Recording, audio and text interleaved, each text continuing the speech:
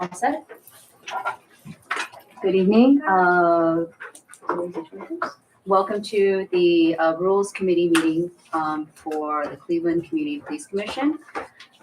We will do a quick roll call. We apologize that there were some differences of opinion about whether this meeting should go forward, so we don't have an agenda. But I will do a roll call, and if it's okay with everybody, we'll make a quick agenda. Commissioner Benito. Present. Commissioner Donaldson. Present. Commissioner Lier. Present. Commissioner Zayed. Present.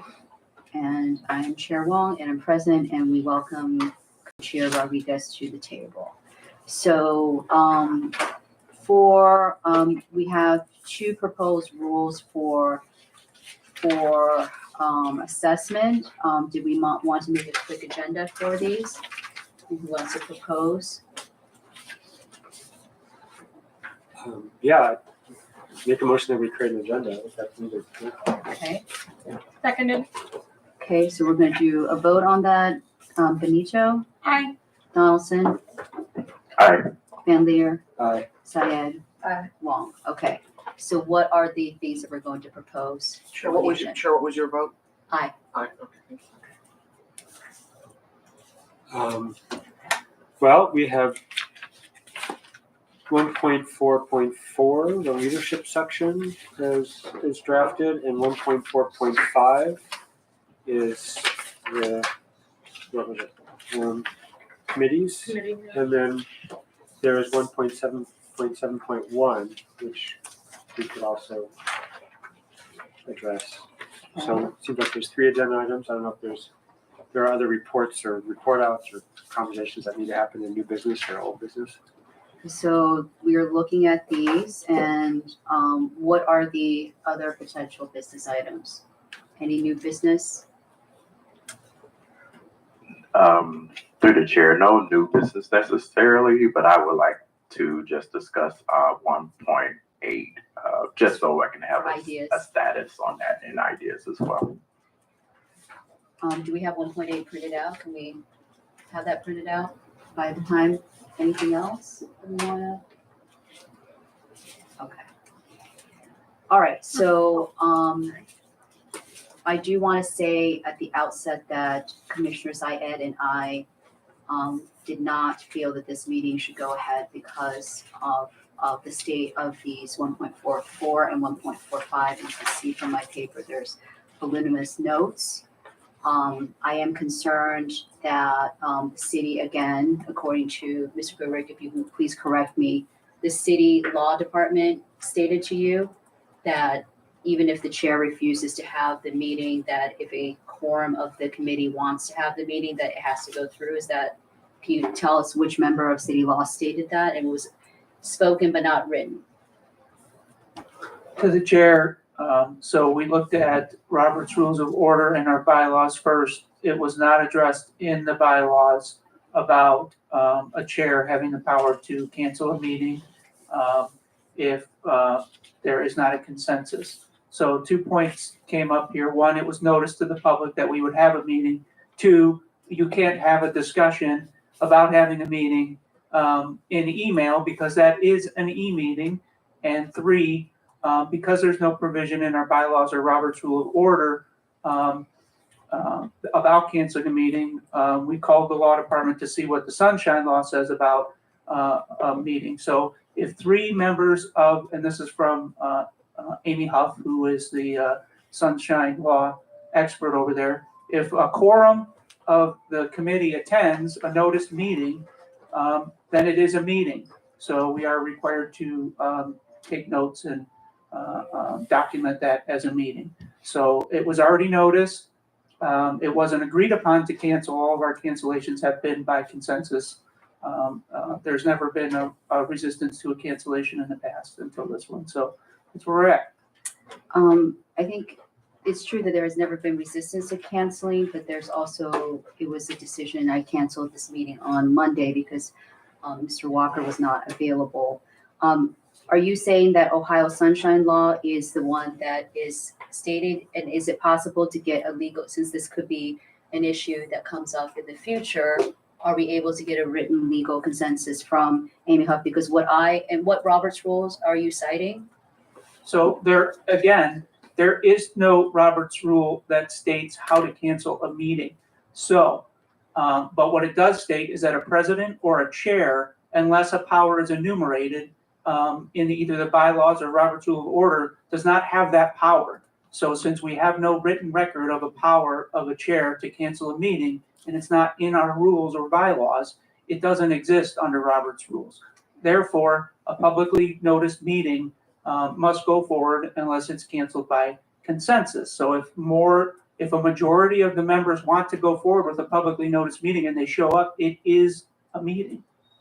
So I did look up the Robert's rules, and the Robert's rule says that there is a majority can move forward, so with the meeting, but it has to be without the chair, but it has to be in the bylaws. So again, I don't see anything in the bylaws. It's fine at this point. I just want to make it noted that I don't have any legal opinion from Miss Amy Huff.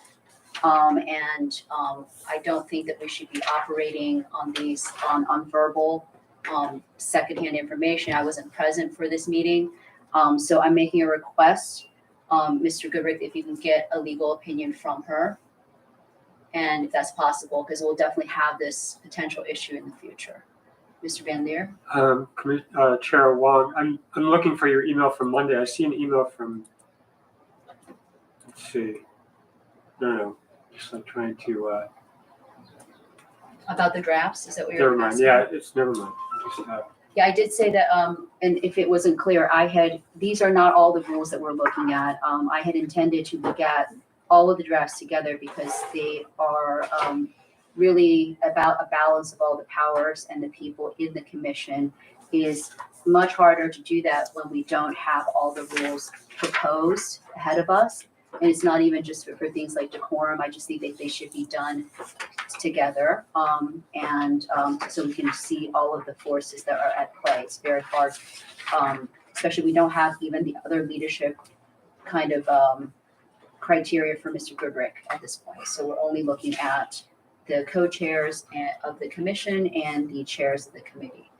Mr. Van Lier? Yeah, Chair Wang, I think it just seems to me that given how long it took us to work through things at our last rules committee, I think it does make sense to have conversations about what we have, even if we don't pass these rules. We can have a thorough discussion in public that, gets us to the next stage. So I think I would say there's a logic, but I would really like to make a motion to pass 1.4.4 as it is, and then we can have a discussion if there's a second.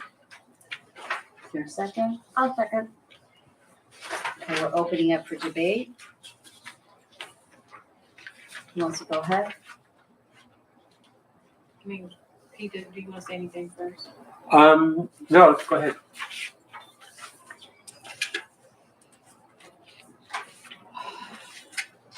So going through these rules, I just feel like there's more discussion needed before passing these rules.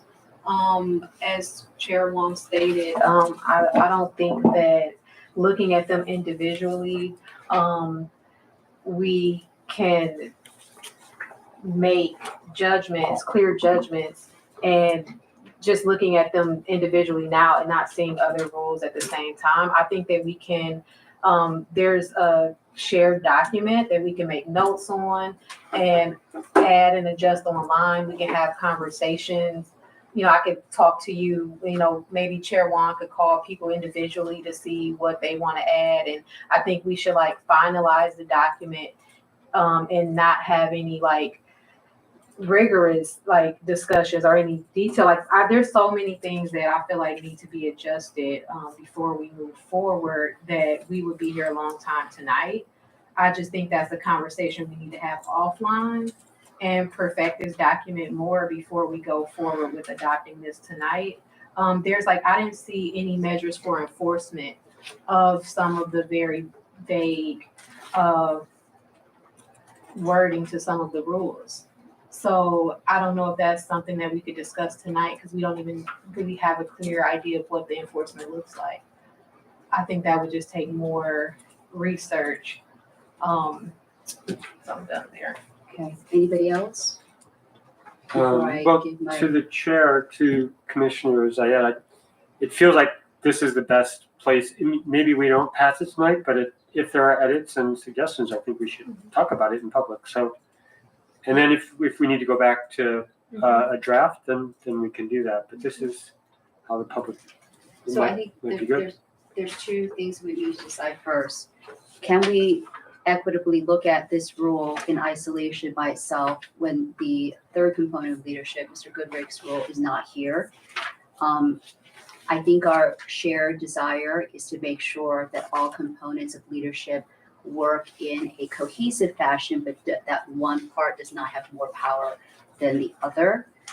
So I think that's the first question.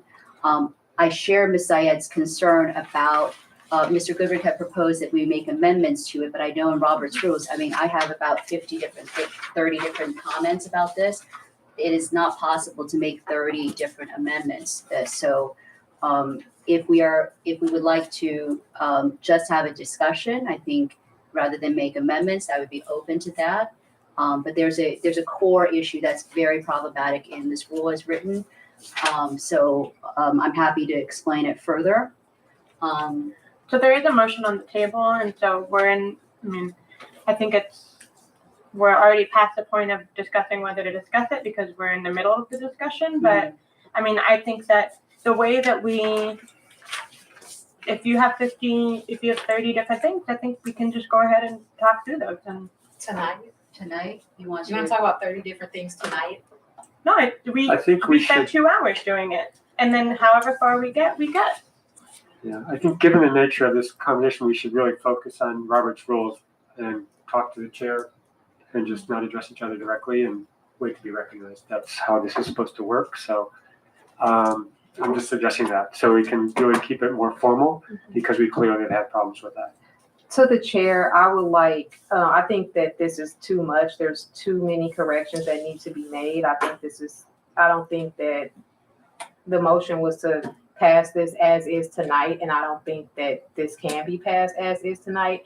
And a statement was made that we could discuss it. If it's not ready, then we could just do more later or review it later. So that's actually against the motion of us doing this tonight as is. Hence what I'm saying, that we need more time for this. Mr. Van Leer? So my understanding of Robert's rules is that you make a motion and you discuss the motion. So there's a motion on the floor and we can start on this. I mean, otherwise we're saying we're going to do this out of public eye. I mean, I don't know. I get what you're saying, but we have a motion to Yes, the motion- discuss this. To the chair, the motion, Hold on, let him finish. So yeah, so to the chair, I mean, this is our motion. We have a document before us. And if you want to start with you, Chair Wang, you said there are very specific, like there's a major thing that's lacking here. So maybe we start with the big things and I think those big things are probably best discussed in this setting. And maybe if then there's a lot of smaller things, and we'll decide we can't pass it, that's fine. We'll take a vote and we can go from there. But we're here. It seems like we should have a discussion about this. But I did want to note that I did not feel the draft was ready. I received an hour before changes to the draft. Ms. Zayed, but I think, do you understand, Ms. Zayed, can I facilitate an understanding of her point though? no, to the It's chair, been repeated. I'm sorry, Chair. Sure, go ahead. to the chair, the motion is to adopt this as is tonight. Is that correct?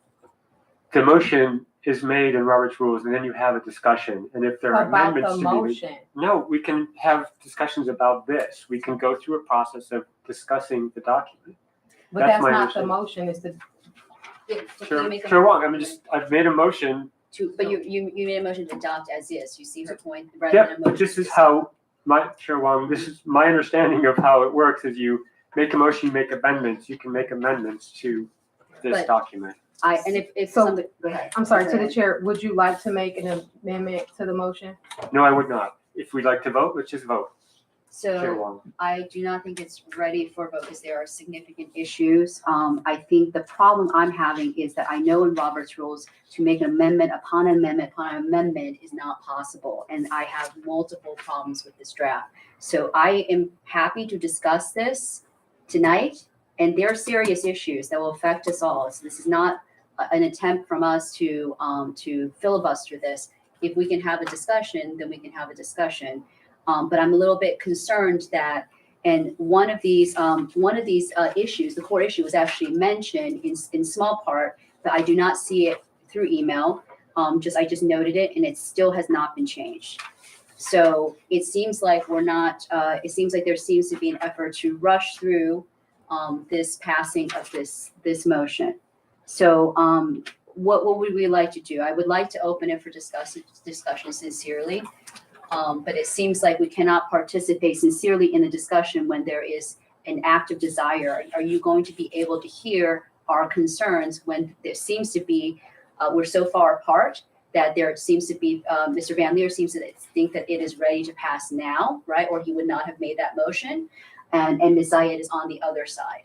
So what is the solution here? I would like to have a discussion. I think there are sincere issues here. I apologize. I don't know exactly what to do with the Roberts rules because there's just going to be amendment after amendment. If the points that we are making and I'm making are considered salient. Any discussion, Ms.? As the Robert's rules dictates, the motion has been made. It's open for discussion. I think that we go through and make amendments to update the draft. Or to update the rule if there are updates that people want to have. And then if we, at a certain point, by the point of the meeting, we call a vote. If that discussion is over, we call a vote. And we go from there. I think it's clear what we do now. I think if there are changes that people want to make, let's make those changes. I hear you. I get, but that can't be done as an amendment to the motion because that. I'm saying this is the Roberts rule that you're going to make amendment to this, then you're going to give another amendment to that, or we're going to have to discuss all of this and then make the amendment to adopt it as new. You can do that, but then you would have to. I would just appreciate a retraction of that motion so we can have a sincere and open discussion. You can't. You can.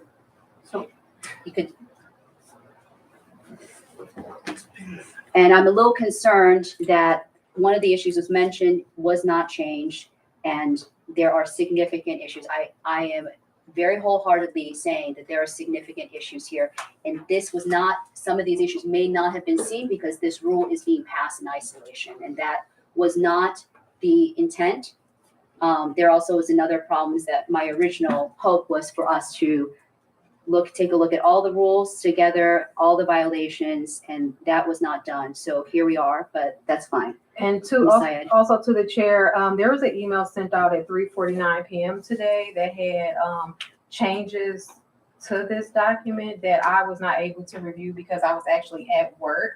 And I don't believe that is enough time for me to review that and go through that and determine and even make a vote on this because I didn't review it. So I would probably have to abstain from that.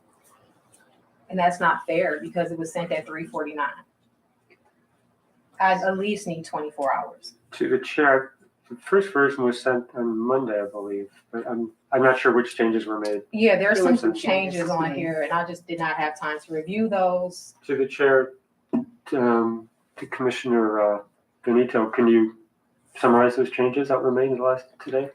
I would be happy to. So I made 3 main changes. The one is to add in a section that says what somebody might say in order to, what criteria must be met in order to make a call for removal of a co-chair and also a chair of a committee. And that was brought up as feedback to the email on Monday. And I also sent out the text of what I would be adding for that in that email. And then in the course of putting that in, I also felt like there needed to be something of that it addresses if you're saying that I'm gonna find it in here. Calls for a vote for removal must be based on violations of the rules of the commission and or a pattern of failing to perform the duties of the chair/co-chair. And that was in my email on Monday. But then as putting that in, I thought that it was unclear about then what happens with that. So, Ms. Benito, is there, Let me just continue summarizing. So then I also put in a piece that says, how you have to voice that and what kind of standard of evidence is required. The second change that I made was from in the committee section where it was brought up that concerns about the 2/3, that it wasn't a 2/3 vote for the committee chairs, but then I explained in the email that that I had thought that it made more sense to have it be 3 out of 5 because that's closer to the standard of 66%. But upon reflection, I realized that 3 out of 5 is actually just a majority of the commissioners, which is why I just changed it to a majority instead of laying out 3 out of 5 or 4 out of 5 or 3 out of 5 or 3 out of 4. I felt like it was making it unnecessarily complicated, and it is substantively the same thing. And then the third thing was based on, I put something in here about if there is a commissioner, if a co-chair is not present at a meeting, then the committee would, if a chair of the committee was not present for a meeting, then the committee would vote for a chair pro tem and for that meeting. And that was based on the leadership notes that I saw from the leadership update that said that they were interested in having that be clear. I thought that made sense because if there is a situation where a co-chair or a chair of a committee isn't present, then it would make sense to have a process clearly delineated for how the meeting is conducted. So those were the 3 changes that I made. I just want to ask Mr. Donaldson, have you been able to review these in time? I did review these today. I did, yes. Okay. So Ms. Zayed and Mr. Van Leer, you've had time to review them. I have a question, Ms. Benito. There was another suggestion I had given in my email, but that one wasn't taken up. Is there a reason for that? And it forms the basis of my concern about what is the essential problem with this rule right now. Can you clarify which? So I had said that for the sense of equity, it seems like we have multiple problems here. And if we can, that it seems to remove Mr. Goodrick, who is not in this rule, it requires a supermajority, and to remove the co-chairs requires a supermajority. So why then is it not a supermajority for the committee chairs? Yeah, so my reasoning for that was, as I stated in my email on Monday, is that the supermajority for what we have for the co-chairs is 66% or 2/3. So to have 4 out of 5 is 80%, and to have 3 out of 5 is 60%. My reasoning was that 60% seems more in line with 66% than 80% does. And so that was my thought. And then I still am open if you want to make a motion to change it to being 4 out of 5 or a supermajority. That's definitely something you're within your power to do. And I'm not really necessarily opposed to it, but I did change the language for the draft because I thought it was unnecessarily complicated to say, 3 out of 5 or 4 out of 5 when both of those are just a majority. Right. So I understand, sometimes often the math is very clarifying, but I think we're missing the point. My point is that it's a majority to remove the committee chair, but a super majority, regardless of the numbers. And the numbers, because of the different people we have we have 5 versus 13, is not going to be the same. But I think it's not really equitable. There's another problem with the supermajority affirmative vote to remove the co-chairs. Are they going to be included in that supermajority? Because it would be, so then they probably won't vote to remove themselves, I'm guessing. So you would need to achieve 9 out of 11 to get, so if you want to talk percentages, to get that, you're basically asking for 9 out of 11 votes, right? There's 13 commissioners, 2 co-chairs. If you assume that the co-chairs want to remain in their position, and then, because they're not voluntarily resigning, it's essentially you're getting 9 out of 11 votes, which is, sorry, what is that? Is that 80 some? I need someone to do a calculator really quickly. Do you see my point? Do you want to make an amendment to the motion to the? Well, I want to have this broader discussion before we get into the numbers. If we have like three kind of leadership things happening. We have the co-chairs, we have the committee chairs, and we have Mr. Goodrick, right? And for them to work in harmony, I think that they have to be held to the same standard. Right now, and it's also an issue of symmetry.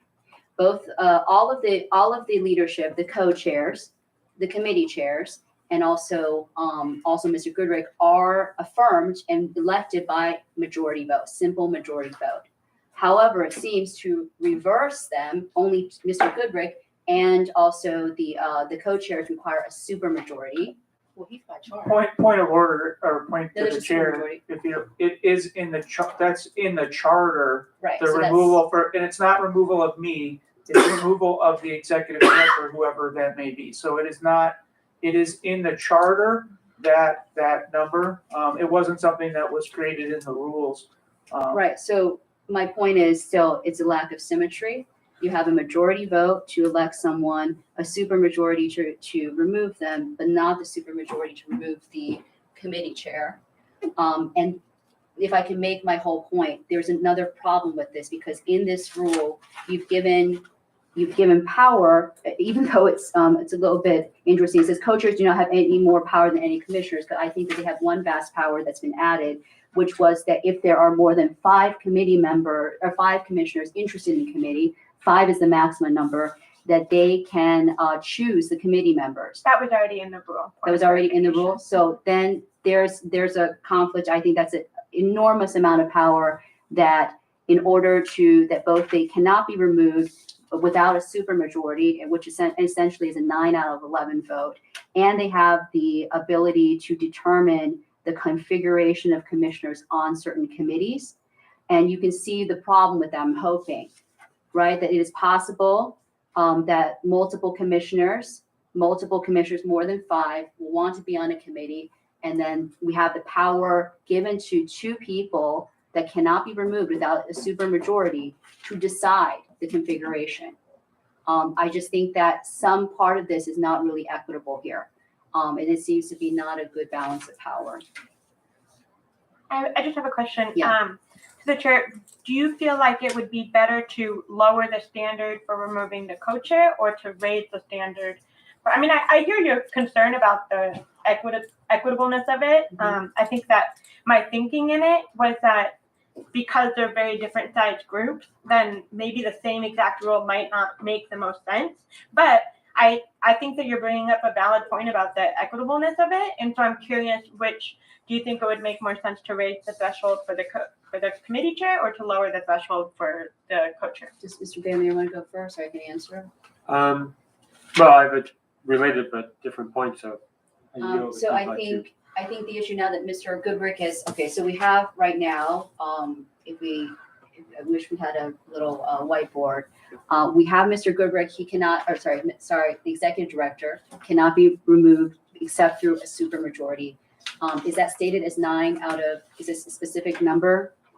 I think it just says. I think it says 9. Oh, 9. 9, so we have But 9. Let me double check that.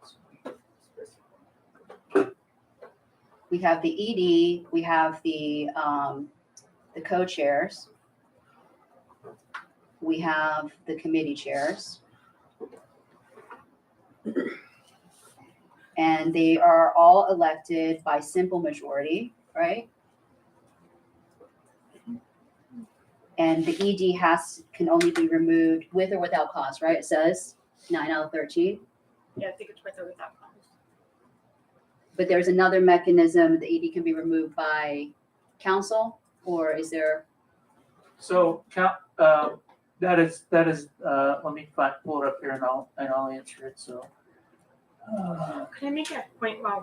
Yeah, go ahead. Yeah, I think the other thing about the co-chair removal is I think you make the assumption that the two co-chairs would that you would always be removing them together, and I don't think that's always true. I think there's a possibility where there's a removal of one, and I also think you would hope that co-chairs are generally working together well. I think there's also could be a situation where one would vote to remove another one if they had a concern with how it was going. So I also wouldn't just assume that it's like they would always vote as a block, or it would always be trying to remove both of them at the same time. Right, so it would be either 9 out of 11 or 9 out of 12, right? So votes, go ahead, Mr. So yeah, one clarification, I'm looking at this rule to the chair. It says in this context, supermajority is defined as 9 out of 13 commissioners, or at least 70% of commissioners present, if not all commissioners are present, as long as a quorum has been met. So it sort of addresses, I mean, there may be a need to say that the co-chair in question may not vote, or they could vote. We let people vote for themselves to elect themselves. Yeah. So I think that your question there is addressed. In terms of, it's not just 9 out of 13, it also has the 70% of those present. So Or that's at one least. point, and then I have not yielded yet. My other thought is, while I understand your thinking about, there should be equity, I think the executive director, which is obviously in the law, so it's not as relevant, but the chairs or the chair or co-chairs of the full commission is a very different role than a committee chair. So I don't know that has to be symmetrical. I think you could make an argument that it's a different kind of position and it's a smaller group. So that's my thinking on that. I don't know that it's necessary to have that be exactly, a supermajority kind of situation. Ms. Zayed. To the chair, if so stated in the rule, it says that the co-chairs are on equal footing with the commissioners. So if we truly feel that co-chairs are on equal footing, then I think majority is best. They should always have to maintain majority support, I believe. So, yeah. To the chair. Go ahead. So you're saying it should just be a majority rather than a supermajority?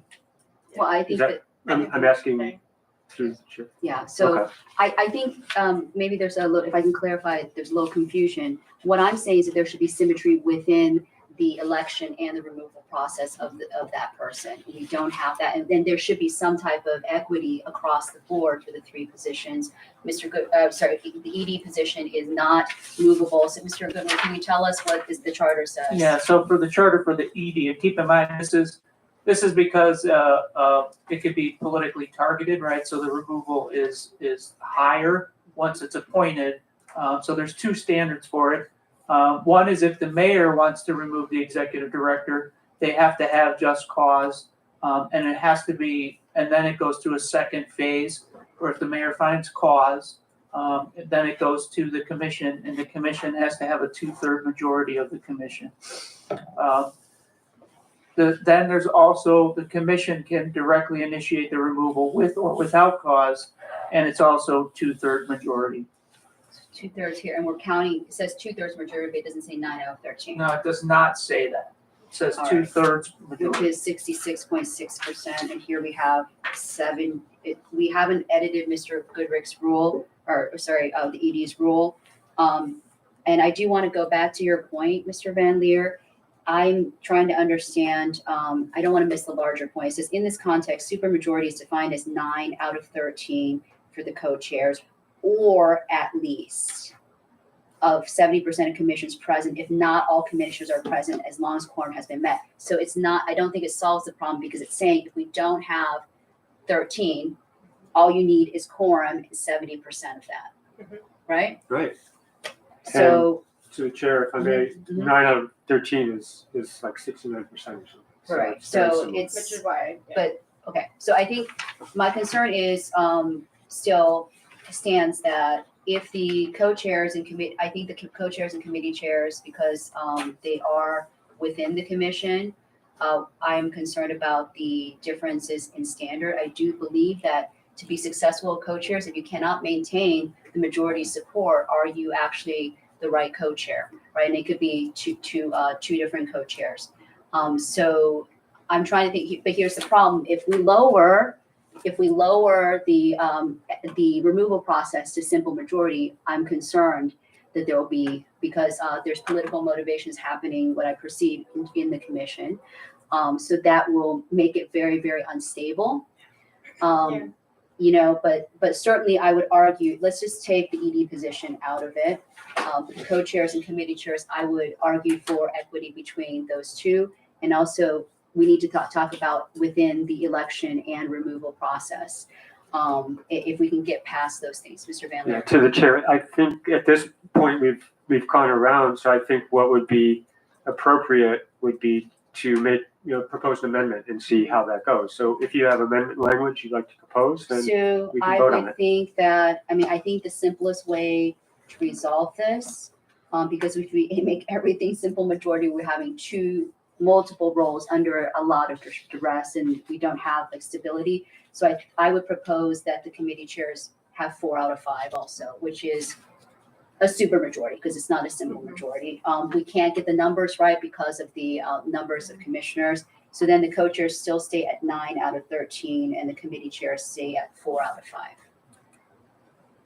And obviously, this puts also a barrier up because, and we have to also have the criteria as to remove them.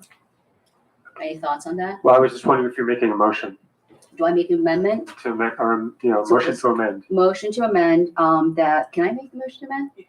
Yes. Okay.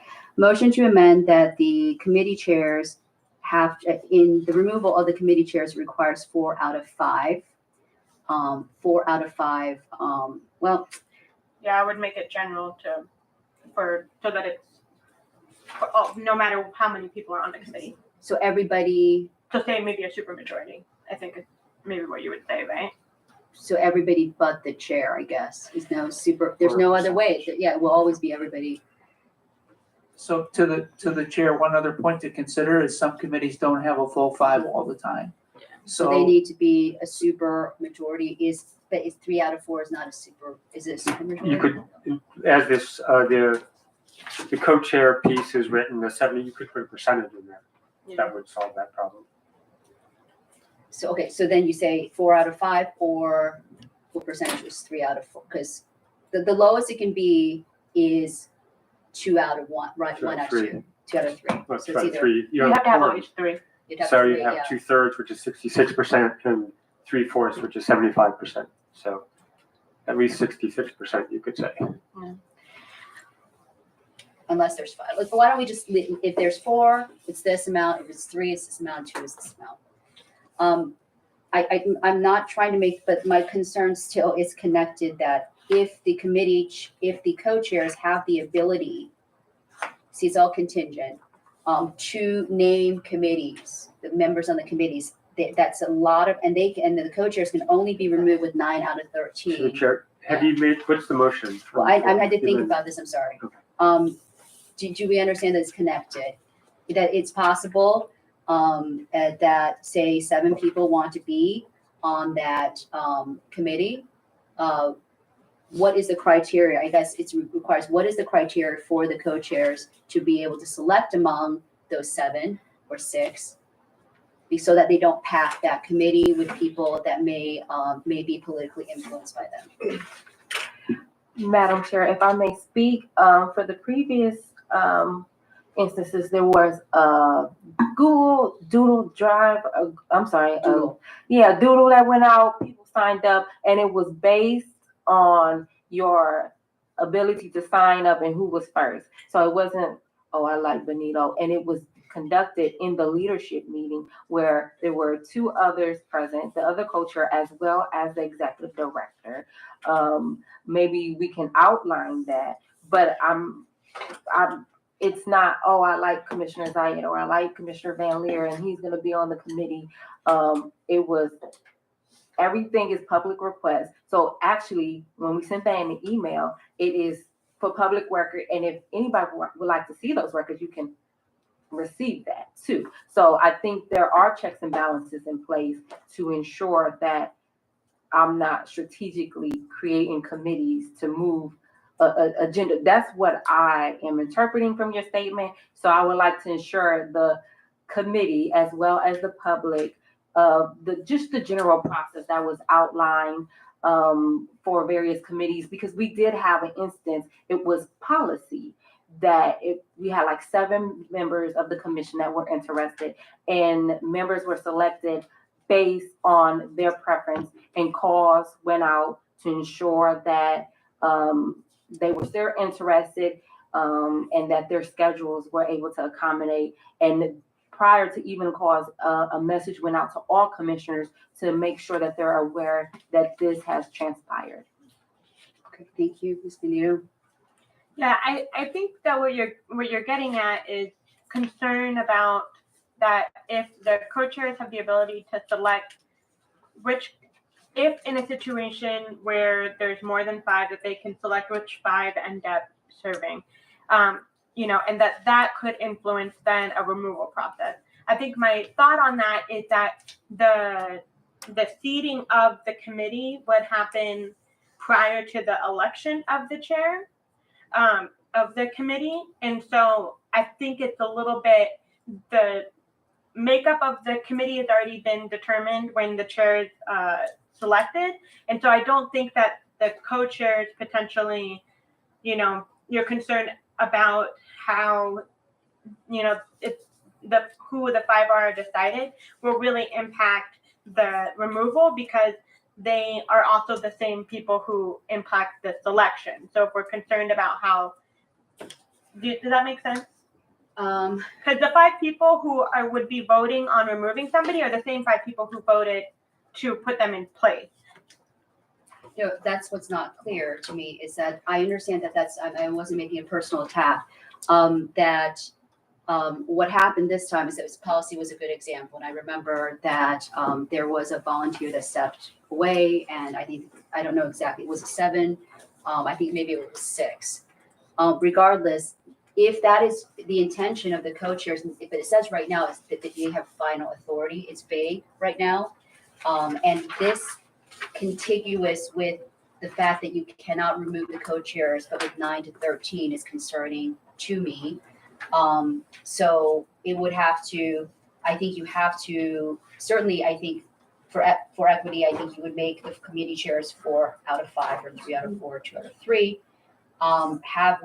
And there's another thing, I'm sorry, I forgot, I made lots of notes. There's another thing that I'm unclear about, who they have final authority to appoint, right? And that has been. They don't have final. They have final authority when there's more than 5. Okay, but that's possible. And who has the authority to remove a committee member for various other things? Does the person that appoints, I'm assuming, has the authority to remove? It's unclear to me. Yeah, we didn't address that in the rule before. Yeah. So we need to address that, because if we are looking at the leadership so much, but there could be a potential issue with a potential commissioner on that group. In the past, because when the 2 co-chairs were elected as co-chairs, Mr. Van Lier, you asked me to be on the rules committee, and I just said sure, and Zayed did the same. So we hadn't had a rule. If I said the same, but who can remove, right? Is it the chair? Is it the committee? I think we should write that in the rule. So Chair Wang, I think that would be in 1.4.5, and we're currently discussing 1.4.4, the leadership piece.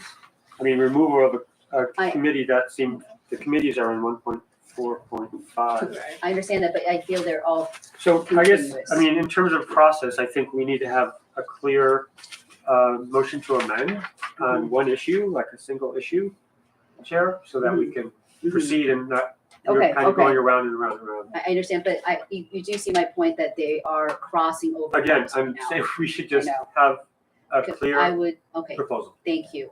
Let me have Mr. Gurick speak, and then we To the will. chair, I just wanted to give a process point to to Commissioner Van Leer's point, that it's easier if you take it line by line, right? And then if there's a problem, then you make that motion to amend, adopt it. And that way, at least if you were to break for time and you don't get through this whole thing, you already have agreed upon amendments and you don't have to go back and rehash those amendments. So it's easiest if you reach the point where you think there needs to be an edit, someone makes a motion to amend, you come up with the amendment, you get a second on it, you vote that amendment, and then you go back to the main piece. That way you're structured in your approach to this, because it will take much more time if you're jumping around rather than if you take it through the process.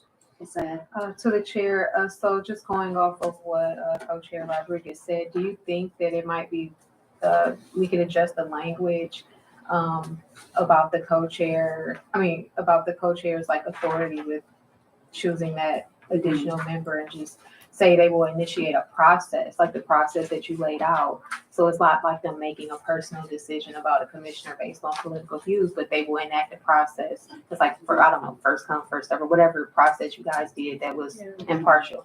Maybe random. It's random might be, but although that was, I think I'm hearing your point, Commissioner Van Leer. So do we have, can I just go through it and then that'll make my amendment? Yeah. Do we have any desire what do we know? Let's just go in order, because is there still a problem with simple majority election and super majority removal for those two positions? Do we want to give our last thoughts about that? Okay. Because that's contingent, then I'll make the amendment about the committee chairs. Go ahead, Ms. Benito. I'm okay.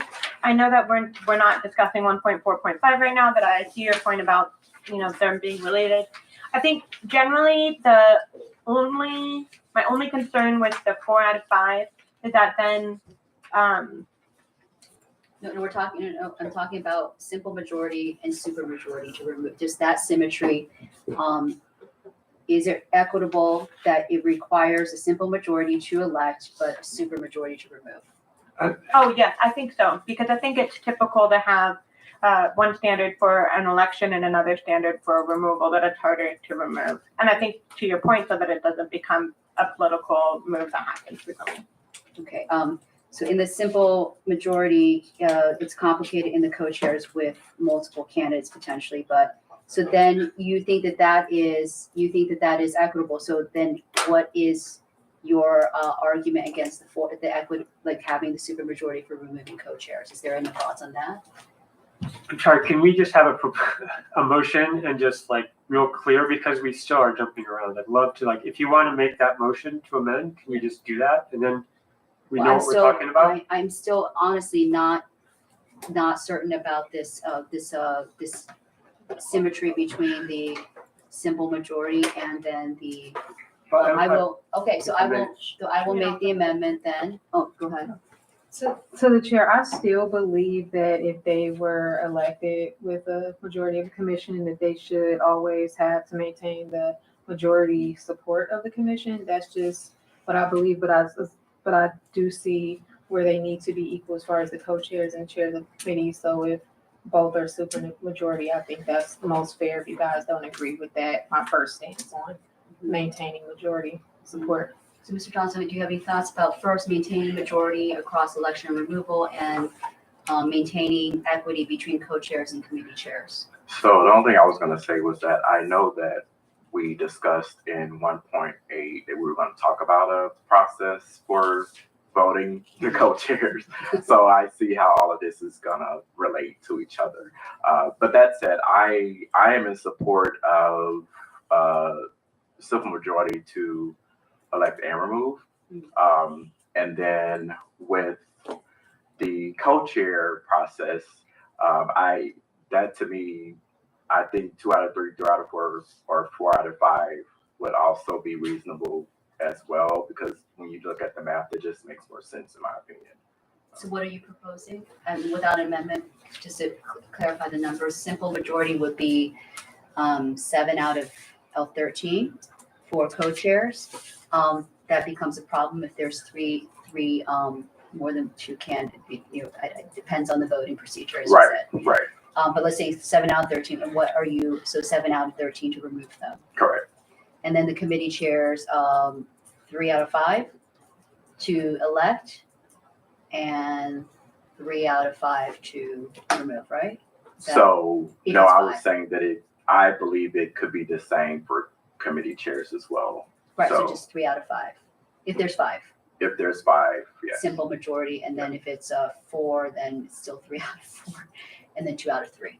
Okay, so that's the proposal. So the alternative proposal is to keep simple majority and super majority, but move the co-chairs up to 4 out of 5 for equity. Could we just do one at a time? I mean, so your Okay. first one maybe? So the first one is that there is symmetry between election and removal of both the co-chairs and the committee chairs.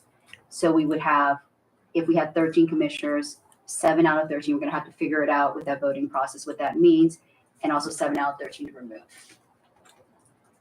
And then with the committee chairs, if there's 5, it'd be 3 out of 5, 3 out of 5. If there's 4, it's 3 out of 4, 3 out of 4. If there's 3, it's 2 out of 3, 2 out of 3. And then we can do that 70% or whatever it is for the simple majority here. Or what is a simple majority would be 50, anything over 50%, I guess. So that would be 7 out. To the chair, could you make a motion to, just about the co-chairs? Because I think we need to just really, so it's super clear, we can just think about one thing. I know there's symmetry and you want to, so if we do the second one next, great, but let's just do one. That'll make it easier for us to record it and understand what we're doing. So if you'd like to make a motion and we get a I'm second. getting that. So Mr. Donaldson has said that he prefers simple majority for both. Just make a motion, please. We're still We're still discussing, and we're not But trying to. that's how you make, you make a motion, then you can discuss it more. I mean, just like, we're going around and around. I'm sorry, with all respect, but just, we're not really following a clear process. We're just talking and talking. Because quite honestly, there's a lot of considerations. There in is this, one right? proposal we can make All right, go about ahead. the co-chairs. Through the chair, my intention was to give my opinion. It wasn't to form Okay, the motion or amendment. Right. So I would like to take a temperature of the room, could you just say simple, for the co-chairs, we'll focus on the co-chairs. Do you want simple majority, super majority, or simple majority, simple majority? To move us along, I'll make a motion to change and then we can discuss the motion as the, Robert's rules indicates that, so in the section where it says a co-chair, both co-chairs may be removed through a supermajority affirmative vote, then we would say a majority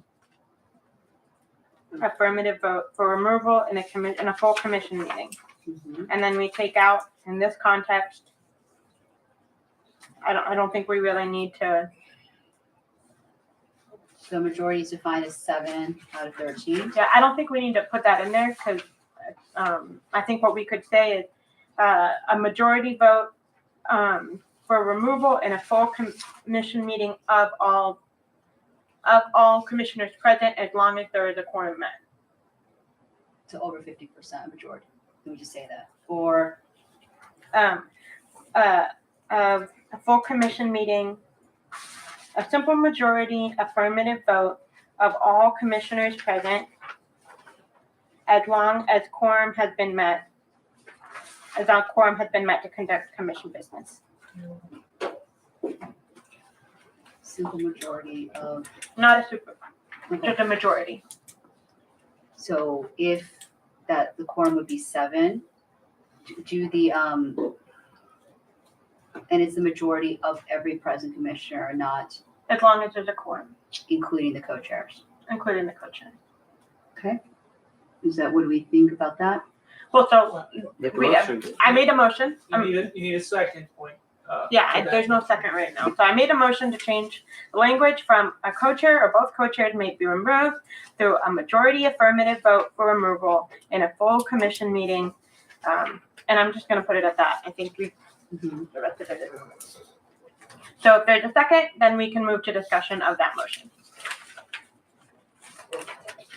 Second. So now it's open for discussion. Okay. I think, Mr. Van Leer? Nope. No feelings?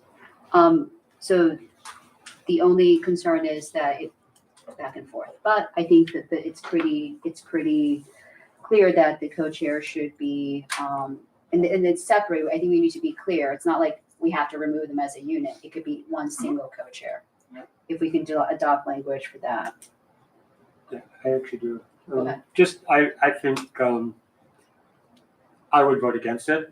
I would say that it should be a supermajority to remove, but that's just my opinion, so. Okay. And we can proceed to a vote unless others have. Do any others have opinions? I think in a situation, to the chair, a situation like that, all the commissioners should be present if possible. That's my only.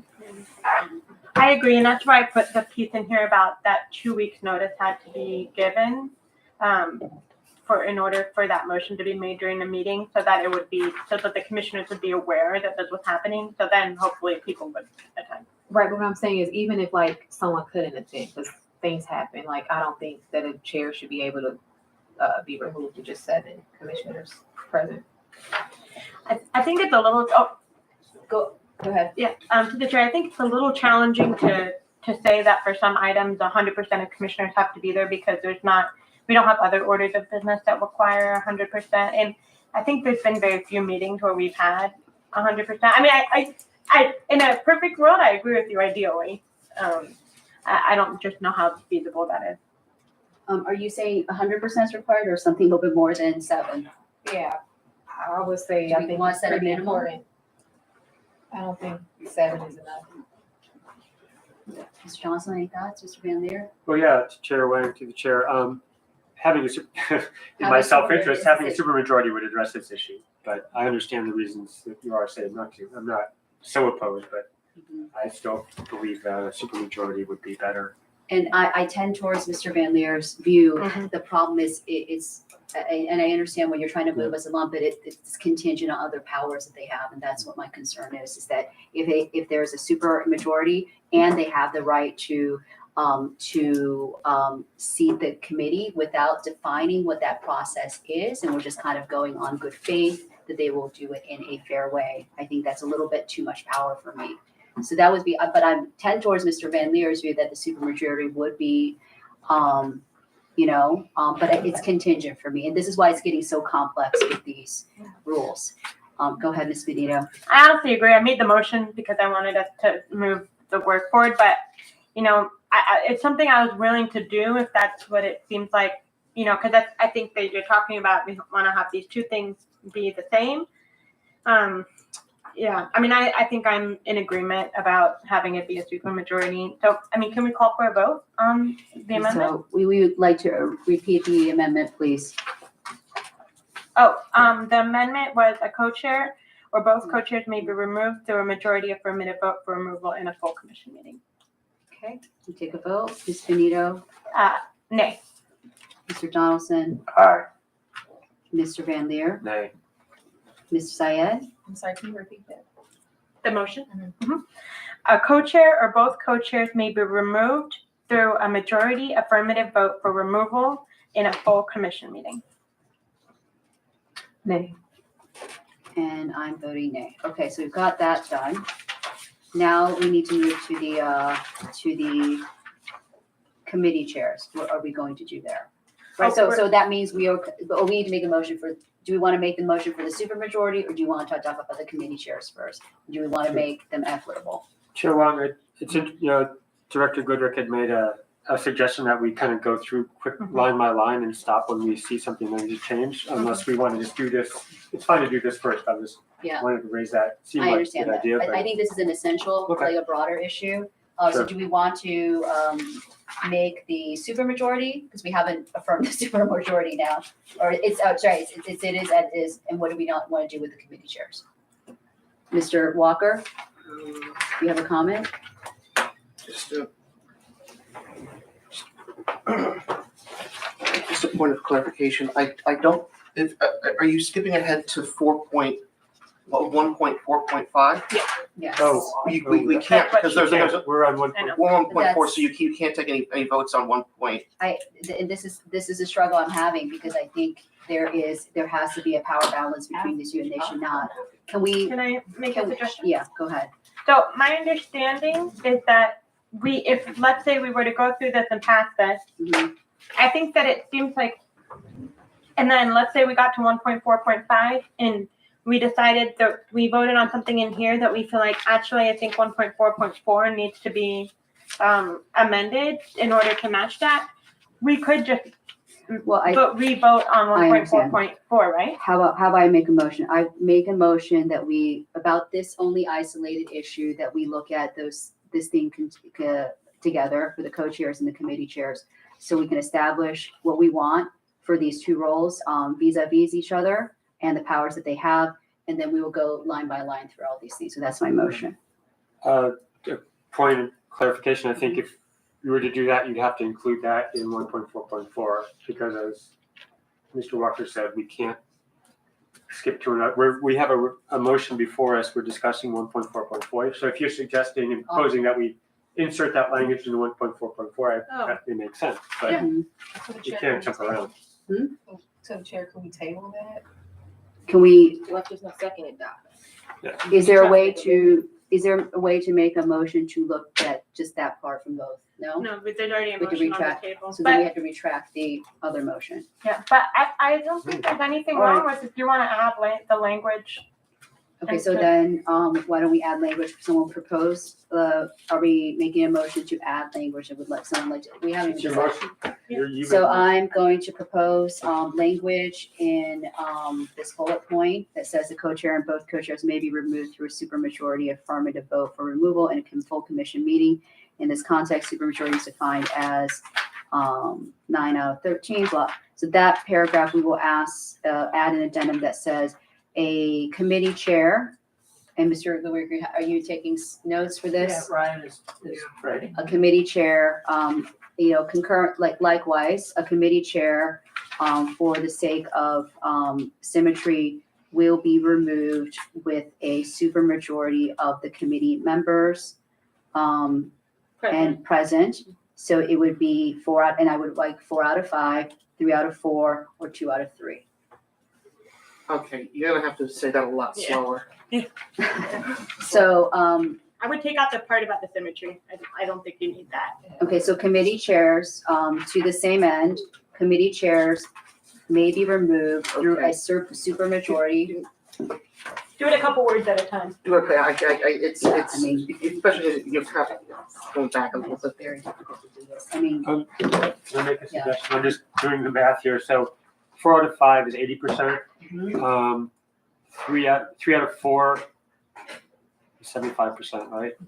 And 2 out of 3 is 66%. So you could just say 66% at least, because if you have, for example, 3 out of 5, that's 60%. So it would be below the threshold. I'd say 66, So that's 66%. 2/3, It would be 2/3 in every case of right, 2/3, so, 2/3. You have that's to do all the numbers that So way. that, but it's not symmetrical to this role. Go ahead. just just a point, as I'm reading through this, we haven't even introduced the fact that committees are there yet, so it seems a little, But we, bizarre to jump to that, so I'm just wondering why, this isn't being introduced at 1.45. Because it makes the rules seem like they're not in continuity anymore, so a reader will be confused, as to why that's there, because we haven't even discussed committees yet. 1.4.5 is specifically about committees, so is there a fear that, like, it will be disregarded when we get to 1.4.5? I think you have this agreement that when you get there, that this will be changed. Yeah. So I'm not certain that adding this language is doing the rules themselves and the continuity of the rules justice when you read it, because it just doesn't. well, I mean, literally, Mr. Bitter, if I may, with all due respect, that it is about the continuity of rules that we're trying to establish across 2 rules. So I guess I can make a motion that this supermajority affirmative vote for the removal of co-chairs. We will keep contingent on, once we look at 1.45, that the same will be given to the committee chairs at 66%. That, I can make a motion like that. And if not, then we will come back and look at this rule. There's a motion, so you second or not? Can we do that? I mean, this is I my, think we can do that, this right? is my struggle, is that, I understand they're written in sections, but we're in a system where people have to work with each other, so.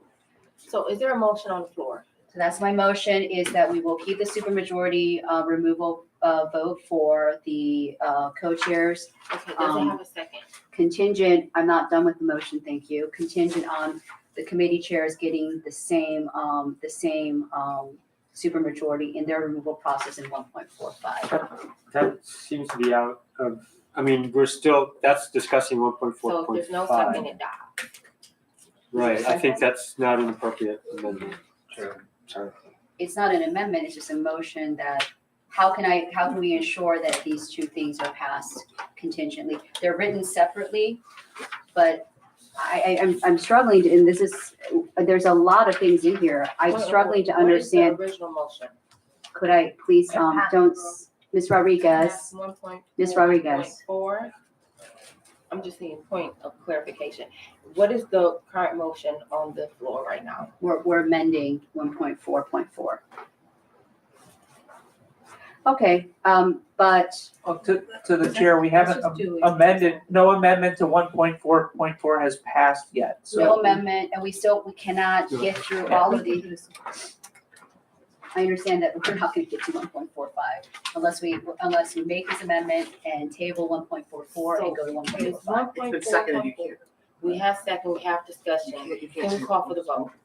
Was there a second? Yes. Oh, okay. I mean, we haven't gone through all the amendments that we need. I Yep. mean, this is Then very, it sounds like let's go through the other amendments first, and then we can come back to this issue all right, at the end. okay. So, and we're writing as, these are not just amendments that are easy to write because I think they require some more consideration. Okay, I will go through some of them and I will read, and if there's anything that anybody would like. Sure. City of Cleveland Charter 115.5 mandates the selection of a chair. The commission, through its rules, will utilize a co-chair system to meet this requirement. It will select its own co-chairs from among the members by a majority vote. We're holding that. Using at its discretion a runoff process or rank order voting should there be more than two candidates for the position. I'm concerned about the words at its discretion. We had basically a co-chair that was elected with only 5 out of 13 commissioners' votes. A rank order process would have, I think, led to a potentially different result because there were a lot of split votes. So is there any discussion about? Chair, I think you should make a motion and then. So my motion is to select co-chairs from among the members by majority vote using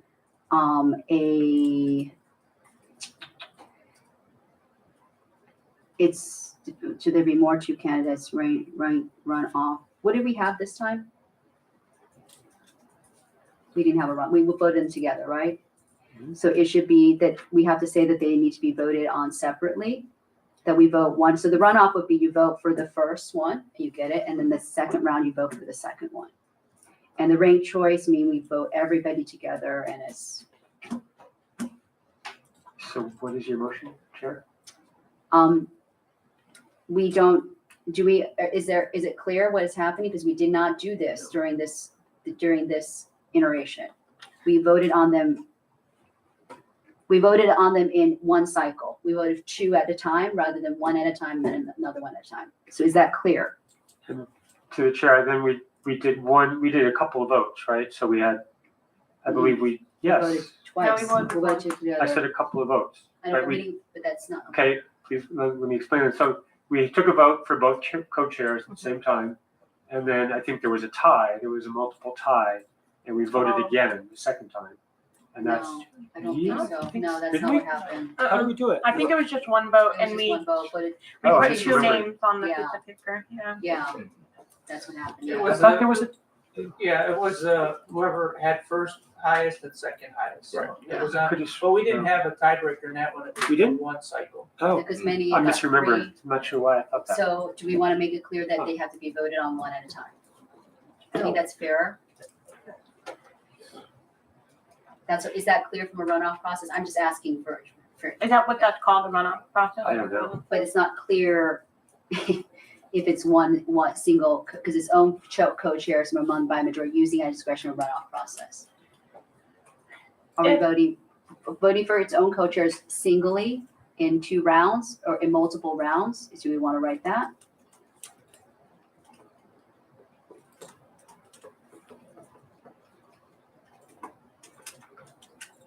I just think that, I mean, again, I don't want to rain on anybody's parade, but there's a lot to be changed. I think Charles has his hand up. Oh, sorry, I'm sorry. No, you're fine, through the chair. So just so I'm clear, so you're suggesting that we maybe do a 1-round voting? Choose one, and then choose the second person for the second. So the rank order voting, would that come in, like that's what I'm trying to figure out. That's a different type of voting. So it's, I think probably a runoff would be better. Mr. Van Lier, you might have some more thoughts. I'm looking at runoff election. Okay, it's hard to describe, right? Yeah, I'm not sure what, it's basically here it says, if it can be difficult in a race with multiple candidates, it can be difficult for one candidate to earn over 50% of the votes. His votes are split between all the candidates. Thus, the candidate may receive a plurality of votes, but not the majority of votes. A runoff election is a second election between the top 2 candidates when no candidate meets the criteria for winning the first election. But we have 2 co-chairs, so. Right. So it's 2 co-chairs, but also multiple candidates. So, I mean, when we talk about a majority being needed, so Yeah, that's a problem too. so it's just complicated with more than, 2 positions, with more than one position, I think. So I did a lot of research on runoff, on rank order, and it just was so difficult with 2 candidates that I would strongly recommend we not do rank order, because it was taking percentages of votes and it was very, very complicated for such a small group. So Mr. Walker, I'm sure you have some thoughts about this. Just to clarify briefly, so the way that the voting worked was every commissioner received a single ballot, and they would then write 2 names down, and the 2 candidates who had the most votes won. And so the results of that initial election were Commissioner Adams received 2 votes, Commissioner Benito received 3 votes, Commissioner Reeves received 3 votes, Commissioner Ridgway received 8 votes, Commissioner Rodriguez received 5 votes, Commissioner Wang had 3 votes. And so it was just the top 2 vote getters of all the people. And just to, and so, and just so that just wanted to clarify that. So, thank you. and I think that's the concern is if you vote simultaneously for 2, I think that you have, and we can't fulfill this majority. In that case, a co-chair was elected without a majority vote. So I think it's probably fair to vote 1 round for the top 1 and then vote, and then, because I think many people are trying to, I want this person, but then these are my other choices. They felt tied to whatever votes they had. To the chair. Oh, sorry. So if, I think that we need to change this, and this majority vote won't help with a two co-chair system. So you're to the chair. So you're saying that everybody would write down 1 name in the first round, and 1 name in the second round. And whoever From whoever's left. Whoever's left, of the candidates who have I put think themselves that's forward. probably the simplest. What do you think? So what happens if it's the same outcome? Well, if the 2, I think so there's 2 scenarios. In the first round, if 2 people get the same amount of votes, do we decide that they are the 2 co-chairs and there's no need for a second round? Or I think that's probably fair, well, it's still splitting the vote, you know, so, if in your case, what were you asking? So I guess for me, I don't see how it would change with just having 2 rounds because I still like those candidates. So I'm gonna vote for them in the second round, if that makes sense. So if I like, No. I mean, I don't I see get what you're saying. how it would change. To the chair, I think the idea is if you have 2 separate contests, everybody votes for one the first time of however 5 candidates, and they vote for one. If that person gets majority, if they get, simple majority of the commissioners present, they would get one of the slots. Then you do another round of voting, and if that person in the second round who puts down one name, then that person who gets the majority. If there's no majority in one of the races, you have to do a runoff between the top 2. I think that's what you're suggesting. Well, that's one scenario, and I think All that right. you make a good point about the majority vote. It's not the same situation because if you are voting simultaneously for 2 people, people have to express both preferences simultaneously. So that's why it's different.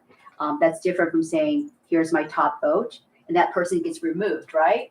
So then you can look from the rest of the candidates who your next selection is. You can't do that when you do it simultaneously as easily, is right.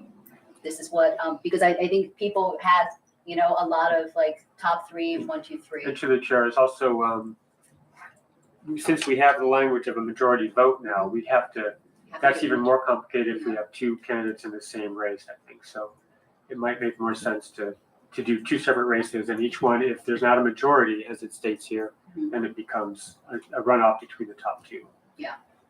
So And you either- vote again yeah, for the yeah, same, those 2. 2 That candidates. seems fair. So in the second time, it becomes the top 2. So in the Mm. last No. election, so let's just say I need this. So this election, okay, Jan would have won, right? And then in the second time, it would have been the top 2 again.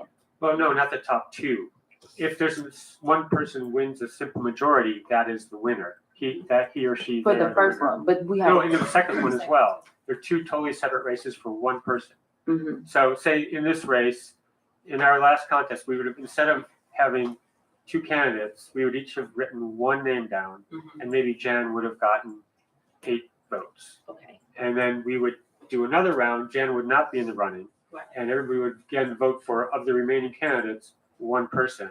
And if that person, if it had been you and you've gotten 5 votes and somebody else got 4, I think, then the 2 of you there would have been a runoff, and everybody would have to use the 2 of you. Everybody had 3 after. Everybody else was 3. It was Benito. Yeah, but It was. Right. Yeah, So we're not, that's what I'm saying. Then there was just 3. So in that instance, no, what would happen? but no, I'm guessing it's a you- very different process because we would not be voting for the same people twice. so what it gives is that it allows the person to say, from the first vote, I can see probably how other people are voting. I want to now express my preference for the second vote freely, not contingent on like a blind vote in that way. So it is a fairer process, because if say the people that voted for the 3 other, the vote was split. This is the problem that with that model is that the vote was split among all 3, like 4 commissioners getting 3, and then you have, I guess in this case, if you would not have won in that case because you had only 5 votes because it's not majority vote. Well, I mean, if you do, but that doesn't mean I wouldn't have ran and won. That means just based on that specific thing, we had a majority, right? Yeah. Ryan, So- Go ahead. Just the chair real quick, just to clarify. Co-chair Ridgway won a majority of vote because she was in people's top 2, not because she was their top 1.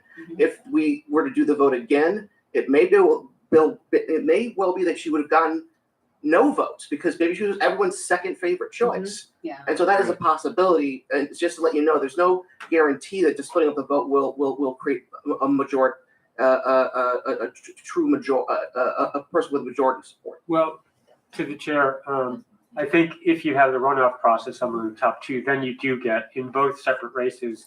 Has to be majority vote, more majority support, and I think the power of that is that you have more representation. More people have a say in who becomes co-chair. Okay, I mean, I'm cool with it. Yeah. Y'all cool? I'm cool. I just So- feel It's that confusing, people's yeah. choice. So let would me, be people's I've been choice, taking guess, notes is if what I'm I, saying. so, we can read this back so that it can become an amendment to the 1.44. So starting, with, it will select its own co-chairs from among the members. The process will be as follows. Each co-chair will be elected in a separate ballot process. The process will be a written ballot which identifies the commissioner casting the vote and a single candidate of their choice. The top candidate will be considered the winner provided they reach a majority. If a candidate does not achieve the majority, there will be a runoff of the top two candidates. Is that accurate? And this Sure. will be repeated for the second round. Right, and that'll be repeated for the second round. Yeah. Okay Okay, with that? so that will be the amendment to this, section here. That sounds great. I move to adopt, What do you think?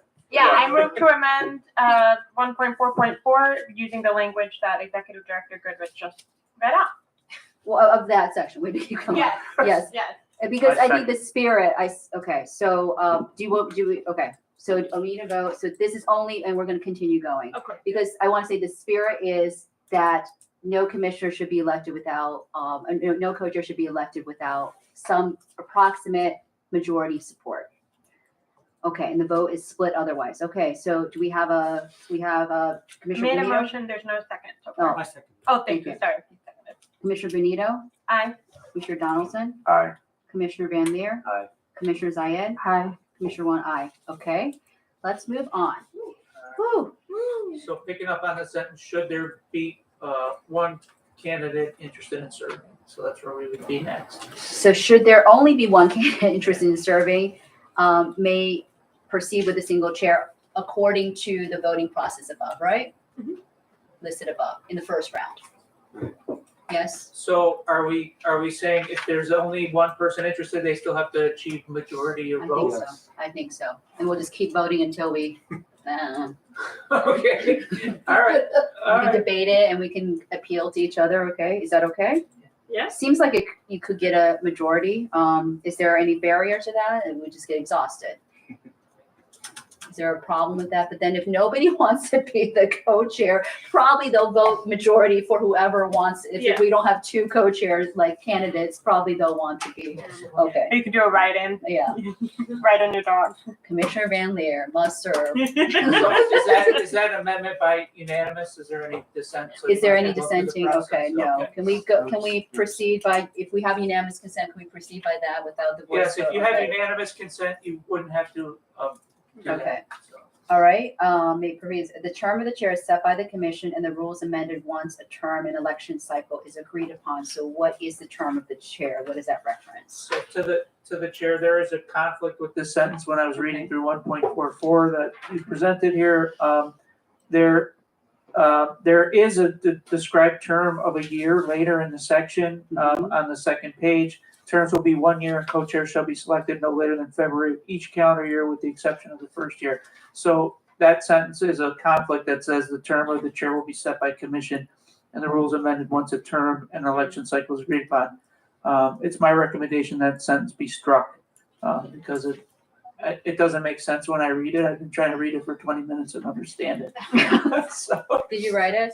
no, I don't know if that was, I think that might have been a conglomeration of the new and the old when we didn't know what our term was and no rule was and you guys had to decide that, Okay, so. so, do we have unanimous consent to strike? Yes, Yes. okay, Yeah. we'll strike that. Okay. All right. Co-chairs do not have any more power than other commissioners. I would like that because it's a little bit of a contradiction because then it says, however, they have the unique set of responsibilities, which is just power and abilities.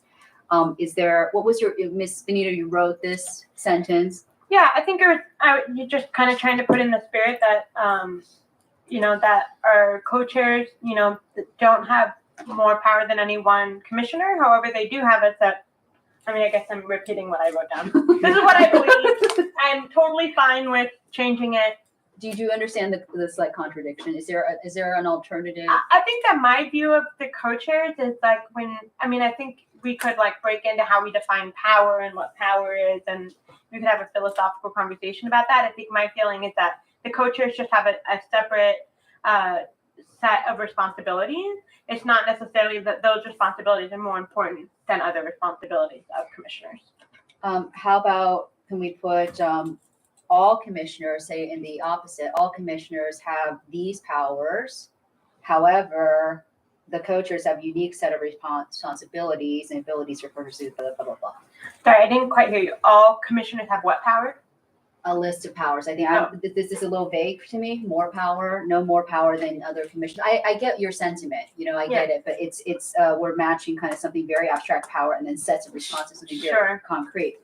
I wonder So- if it would make sense just to say that co-chairs have a unique set of responsibilities and abilities, and just take out the part about they don't have more power. But what was your thought in including that? You included that for a reason. Yeah, but sometimes I, as a writer, can be a little flowery. I often have to go through and remove adjectives when I write. Can I ask, are there, in the absence of this sentence, what are the powers given to each commissioner? Do we know? I'm concerned because we have a conflict with the city right now about whether single commissioners can request records versus the entire commission. So that, I think I hear what you're saying about enumerating powers by commissioners. I think, however, this is section of the rule that's specifically about leadership. So if we were to create like a list of these are the powers that commissioners have, which I'm not opposed to doing, I don't think it would live in this section. I think it would live in a separate section. So my suggestion would be that we strike the first part of the sentence and just start it with co-chairs have a unique set of responsibilities and abilities they use. okay. Is there any thoughts on this before we, I agree with just striking the first part of that sentence. any other thoughts? I agree. Okay, so can we make a motion and then have unanimous consent? I'll make a motion to change the section to strike the first part of it, and so it now reads co-chairs have a unique set of responsibilities and abilities they use for the purpose of serving the commission, not to control or countermand the work of CPC committees or the full commission. Work. So I've made a motion. Is there a second? Second. Okay, sorry. Maybe I keep not hearing. Do we seconds. need a vote not to control it? Didn't read that, but or countermand the work. What does countermand mean? That's Specific. great. What about duties instead of abilities? What? What about duties instead of abilities? Yeah, I'm not sure what abilities means. Do you? Just start with What did Kayla suggest? What was the word? Duties. Duty? Yeah. That sounds good to me. And duties. Okay, so would you like to, So I'll reread them. what is instead of that? abilities. Instead of abilities. Duties instead of abilities. Yes. Yeah. Okay, not to Although control it. is responsibilities the same thing as duties? So maybe it should just say co-chairs have a unique set of responsibilities. So let me briefly, before we make this, we have to look at the bullets. Yeah. I I think technically I made the motion and it was seconded, so Yeah, we have to. let's withdraw. just Can you vote it out withdraw? really quick. Okay, So- unanimous discontent. Yeah, can you do the opposite? Unanimous disconsent. Dissent, unanimous Nay. dissent. I think we Yeah, have dissent. unanimous dissent. Table Okay, motion. nay. All right, so why don't you read, Ms. Benito, the bullet points of what right now it says duties and powers of co-chairs. Maybe we should just strike this whole paragraph. Because we could add it, like you said, later, wherever Yeah, the responsibilities of the commission, and we could just add those there out. yeah. Okay. But there seems to be, I think, in the sentence, a real desire to make sure that there is, like, It's necessary. it is necessary to, so. What was did you write this with Mr. Goodrick? What was the So, thinking? no, the duties and powers were in there previously, some were added. But we already had a preface of that talks about, the idea that there's not more power, there's more responsibility only. So that was in there. I don't know if the exact wording made it into this amendment. I don't have it in front of me. So that was there. And then, yes, duties and powers of the co-chair. And that primarily came from when the consultants were here years ago, outlining roles and responsibilities. So you can remove the word powers if you want to just say duties. That's fine. But it does, I think it needs to be in the leadership section under the co-chairs because that's where it would make most continuity sense. So, Yeah, I agree with you. I think we should keep this. We can amend it, right? Did you want to, yes, Oh, no, I mean, are we keeping that one paragraph though? The control it and countermand the work, is that gone completely? No. Are we proposing So that? the Okay. motion didn't pass, so it goes back to its Goes back. original So format. now the format, so as co-chairs have, okay, we're still striking the first part, right? Yep, that's right. So co-chairs have a unique set of responsibilities and duties, are we okay there? I don't think did we vote on that? For the purpose, we didn't vote on it, I'm just Yeah, going yeah. through Oh, it, sorry, go so ahead, for, I think you don't need they use, for the purpose of serving. Yeah. The commission. Yeah.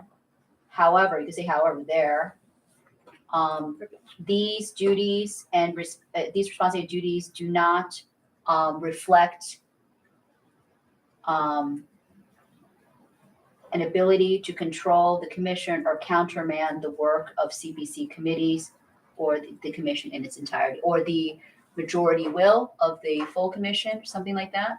Can you reread the first part of what So you here's said? where a reread is, co-chairs have a unique set of responsibilities and duties for the purpose of serving the commission. However, these do not reflect an ability to, and then it would read control it or countermand the work of the CPC committees or the full commission, so. However, I would say these responsibility duties do not reflect an ability to control the commission or countermand the work of CPC committees or the commission's majority will, or what, as a whole? Well, to the chair, I think that comes up later, that it can't, that Or the they have a full duty to, so there's a bullet point, the co-chair shall ensure that activities, rulings, and affirmative votes of the commission are faithfully executed and carried forward. That's one thing, so it may be redundant if you add that extra, I think it's implied. How about this? Okay, so we're generally okay with that. Let's move on to this entire section and then we vote on this entire section because they're I'm contained. sorry, I'm not clear on what we're okay with. I So think we need are- a motion. So co-chairs, we're not making a motion, we're just doing line edits, but I want to do a bigger block here. Co-chairs have a unique set of responsibilities and duties for the purpose of serving the commission. However, these responsibility duties do not reflect the ability to control the commission nor countermand the work of CPC committees or the full commission. I'm fine with that. I don't see much difference between, Mm-hmm. the sentence edited as it was with not to control it or I feel like that's more Well, the concise. it is, yeah, the it I think needs to, what it means to You could just say precise, the so commission, not to okay. control the commission or Countermand the work of Countermand the work of CPC CPC. committees or the full commission, and there's a however. I mean, I would- it refers to the commission like before. Right. So the amendment as read out would be, co-chairs have a unique set of responsibilities and duties for the purpose of serving the commission. However, these do not reflect an ability to control the commission or countermand the work of the CPC committees or the full commission. Okay, we're okay with that? Okay, Sure. let's move on. I don't think we should make an amendment just yet. If we can make an amendment of everything that we've agreed to previously, it might go faster. Okay, so duties and powers, is powers going to be kept? I think that's fine. Okay, and that shared, is that clear? Or to stay. I think it's the chair. Mhm. So we say like responsibilities. to- Okay. Are we okay with responsibilities? Sure.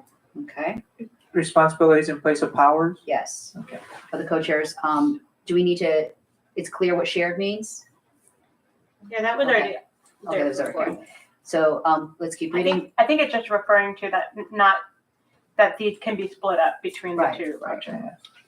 The co-chair shall preside over all meetings of the commission and shall have the right to vote on all questions. Is that fine? Questions, motions, we need to clarify. Questions is the term? Okay. The co-chair shall ensure that all municipal and state laws, along with the CPC operations and procedures manual, our commission, or of the commission, what is I think that? that's- Is it- Has to be deleted.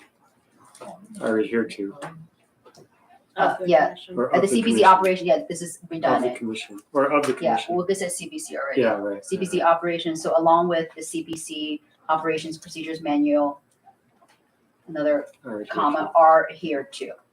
Okay, we're okay? I don't think I don't that, think you need I a don't think comma. that comment is needed. No. Yeah.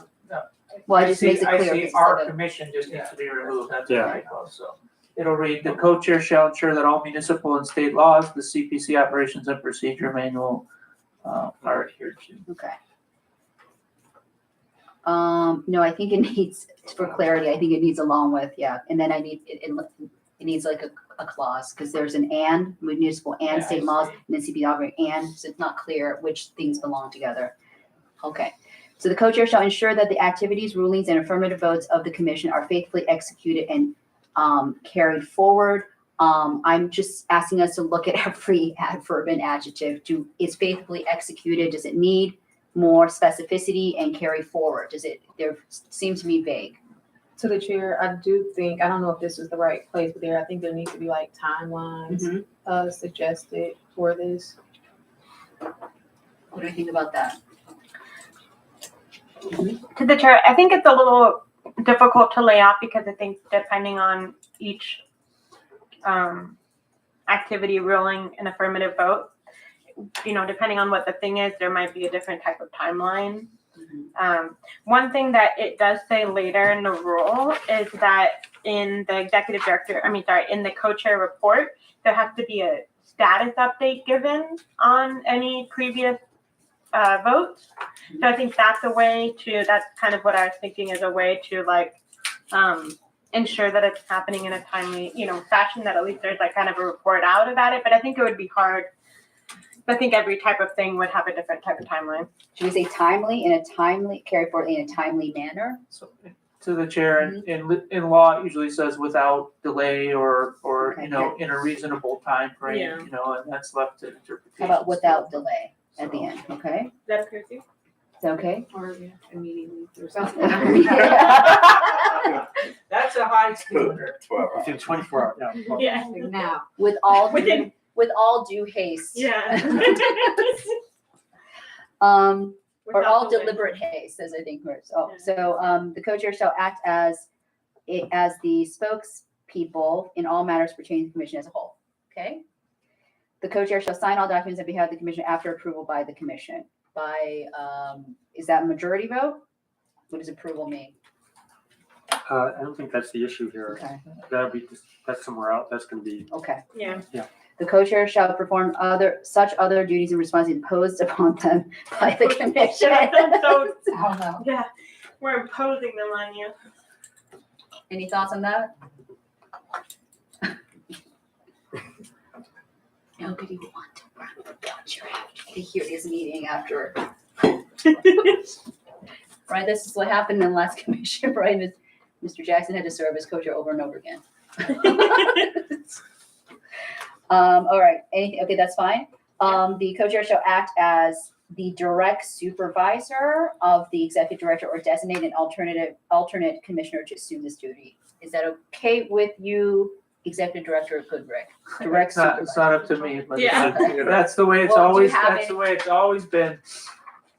Direct supervisor, what, I guess, make sure that he's doing his job. In accordance, do you want in accordance to your job description?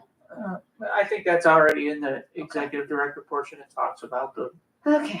So. The co-chairs, okay, so shall give a report at each full commission meeting and shall include. Okay, let's stop here. Can we, are we okay? Do we have unanimous consent from co-chairs have a unique set of responsibilities, duties, all the way to what we read to assume this duty? Yeah. Yes. Aye? Okay, with the changes. Okay, do we need a second? Who's there a second? Second. And do we have unanimous consent?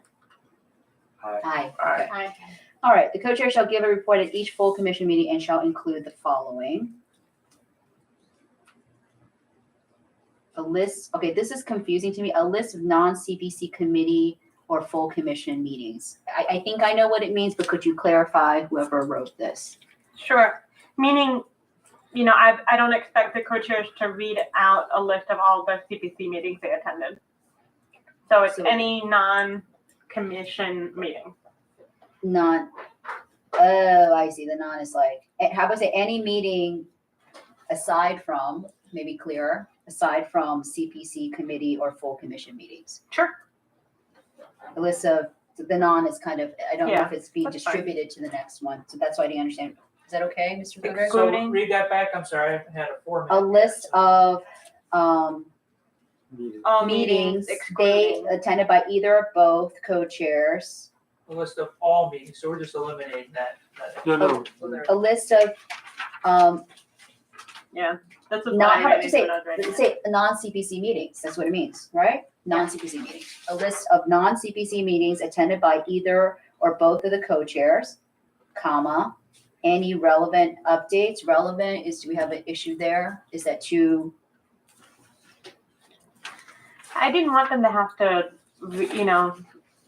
read out. but that's subjective, right? So is there a better word than relevant?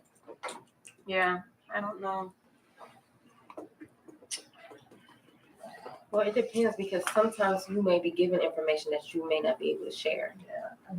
Yeah. So For what reason would that be? Like, I'm just. it might be I wouldn't be able to tell you. You might be given something that you, like we just might have a meeting. So if you think about the last meeting we had, so we might be given something and we can't say that we received that yet. So so there's instances where we might say, okay, you talked to this person, but you may not be able to provide a report, if that makes sense. So what things, I understand like for, if I was the accountability chair and somebody made an anonymous report, I can't give you that report, but what, could you just give us some more descriptions of what that would be? So the only thing I can think of, for example, we just had a meeting, the three of us, right? With a call, and then we might have received a document, right? And I'm not gonna say what document it was, but we might have received it prior, and I can't say like, oh yeah, like, there may be an instance where the co-chair, and I think there's gotta be flexibility because you may not be able to say, oh, I received this document, or I received this, or this per se. So that would be a relevant update. I think it covers obviously if there's things embargoed or you're not allowed to talk about, or it's a confidential I just want y'all document to know. or a confidential HR document, that wouldn't be relevant. I mean, you can't, it's set anyway. You can't disclose confidential material. So I just want to make if it's sure that's attorney-client clear, privilege, right? if it's an HR document. So for instance, I don't know, something that was a court matter that they said for only, if a judge was to say, only these people can see it, otherwise it's embargoed. That's an order of the judge. So they can't, they can mention that the judge provided an embargoed document and that's all that would be relevant, so.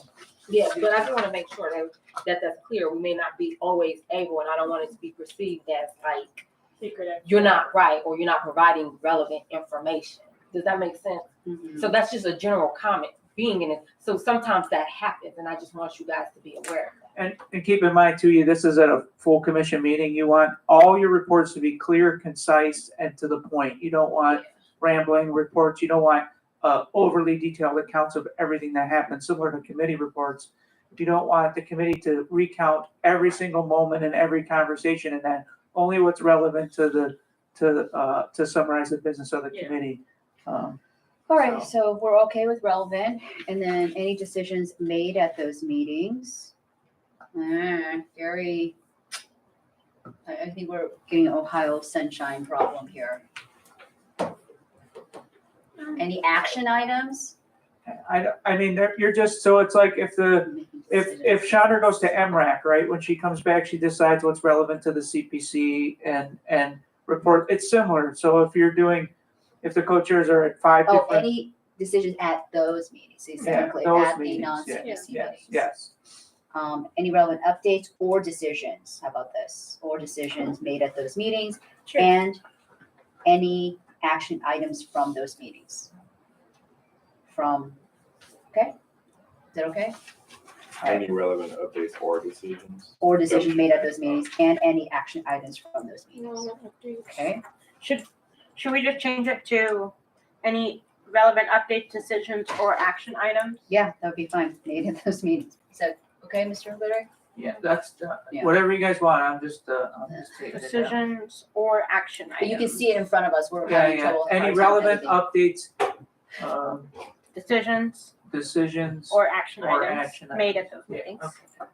All right, number 2, a status update on votes taken by the full commission in previous meetings requiring ongoing action from the co-chairs and or other commissioners. Okay? Is that clear? And then the co-chair shall send an email summary from regular meetings between the CPC executive director and the co-chairs that outlines topics discussed, high-level discussion summary, and action items. And I just wrote that based on what has been sent out, like been being sent out. I thought that was a good model, so. So what is the difference between outlines, topics discussed, and a high-level discussion summary? Is it redundant?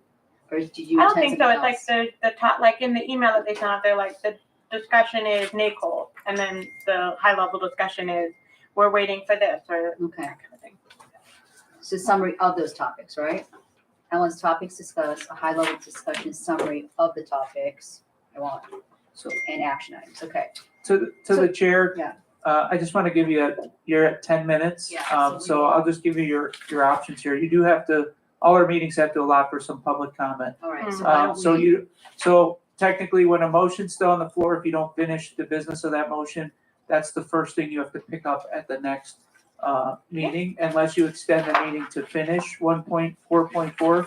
I think you guys, made some great progress, but you're So- approaching your time, so it's up to you. You can extend the meeting to try to get through all this and call your vote, and account for public comment, or you can All right. pick this motion up exactly where it left off. Good job, Gary.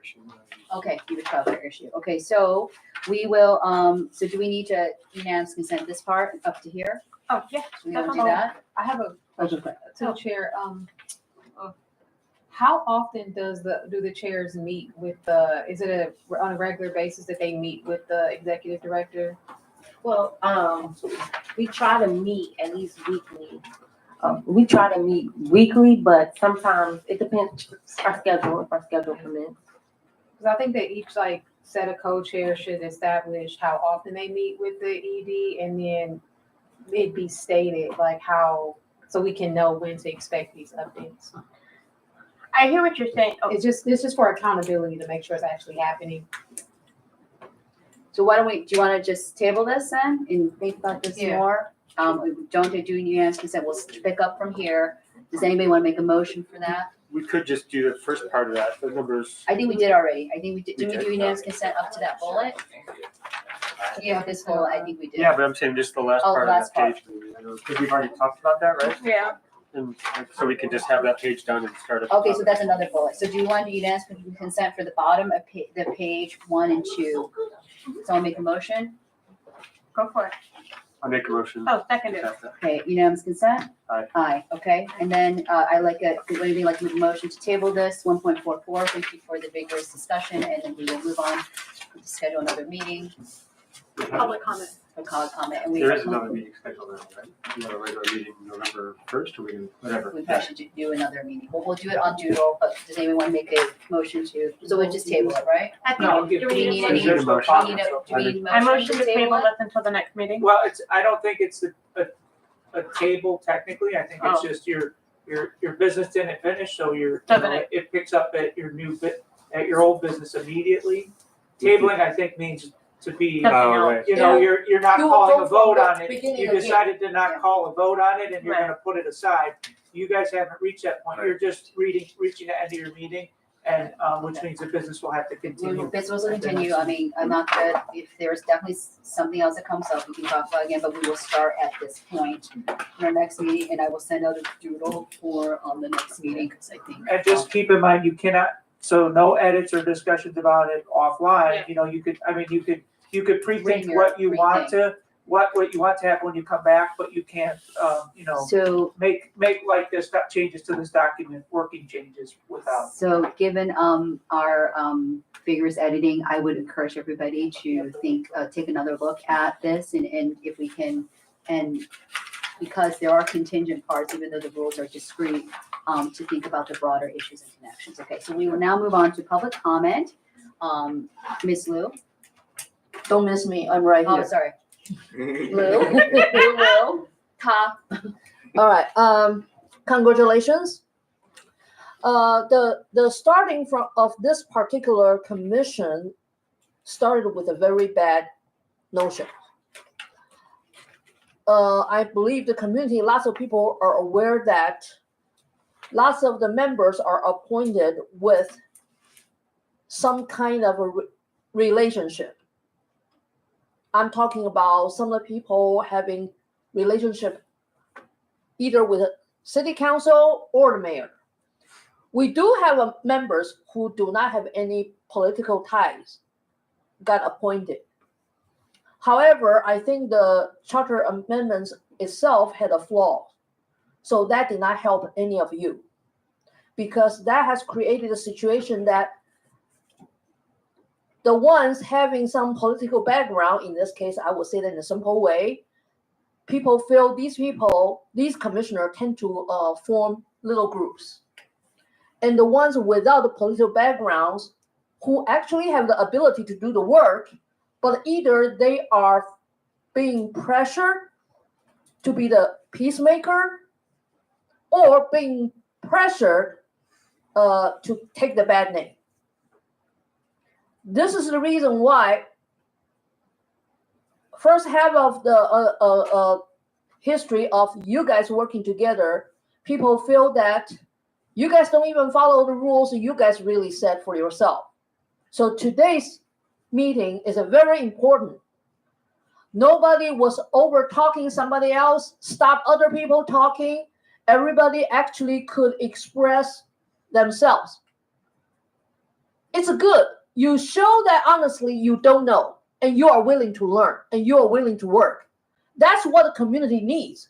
However, this learning curve started really late. We already wasted more than 6 months for you guys to reach to this point.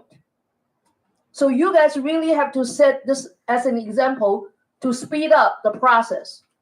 Otherwise, the real thing this commission should do will never get there, because either you guys are still struggling with the power clicks, or even struggling with understanding your own rules. This is the reason why myself, I'm not too crazy about Robert's rules of orders, because majority of people don't really know that very much. So lots of time you confuse yourself. And the people who actually have some understanding of this thing, unfortunately, these people have no experience in the setting with the majority of people who don't understand Robert's rules of order. So I'm glad today Commissioner Wang and Commissioner Zayed, Commissioner Lier, and Commissioner Benito, you guys really started talking about, hold on, don't worry, pinpoint certain things which you do not understand, you get confused, you disagree in a very orderly manners that people can share their frustration with you. Now, I will have to say something about our Commissioner Donaldson. You have been the fresh air in lots of meetings. And today, you also took the good mark. But how many times we can have a meeting like this from now on? There are other committees. They are still in chaos. So please, when you have a meeting in other committees, please remember today's experience and bring that to other committee meetings. It's really bad that you have a culture, people will think they already have too much powers, and then you have a documents to give them even more powers. That will create a misunderstanding. That creates a mistrust between the community and all of you. We already have enough mistrust between the police and the community already. We do not need this commission to make that worse. Thank you. Thank you. So we have 2 minutes. Do we have any other comments, public comments? Thank you. So we will unanimous consent adjourn the meeting, and I will send out a doodle. I still think that we should try to think about the other rules as we do these rules. So I will trust it on good faith that we will do that. So thank you again. And thank you again for listening to our collaborative session. So I'm very happy with this, that we've made progress. Thank you. Thank you. Bye. Thanks, everybody.